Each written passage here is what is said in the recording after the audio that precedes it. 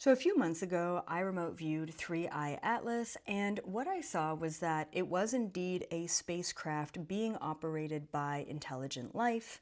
I didn't get much else. Actually, the remote view was incredibly boring because essentially they just said, hey, yeah, we're here, but we're just passing through. Today, I decided to go back in and do another remote view because I want more information and people are still really speculating and talking about this.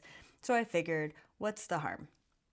So here's a summary of the information that I got, but there's a lot more, so go check out my recent video on YouTube about 3I Atlas. So first, I just scanned the inside of this ship.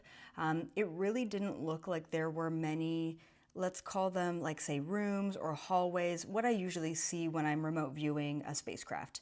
Instead, it looked like sort of one big open space. This is kind of what I saw last time, but this time it became more clear.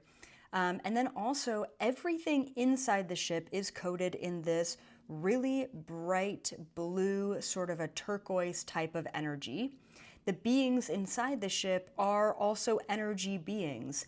They are humanoid in their form, kind of, but quite tall, and blue. They glow blue. I can't identify the species. If anything, they feel very ethereal or non-physical rather than physical.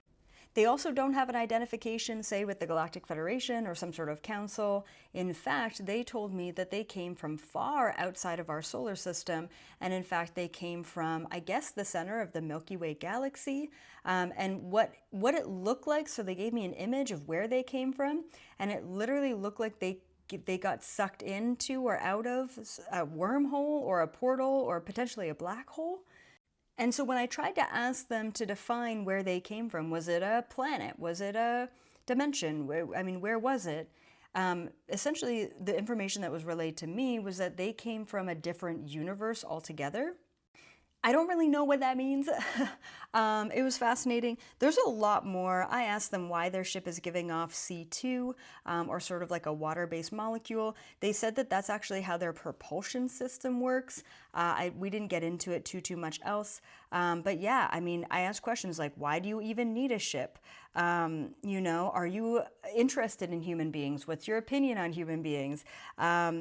Is your ship affecting us at this time? And they had many fascinating answers to all of those questions. I don't have enough time here, so go to YouTube right now, check it out, or hop over to my website right now, completely ad-free, to watch it now.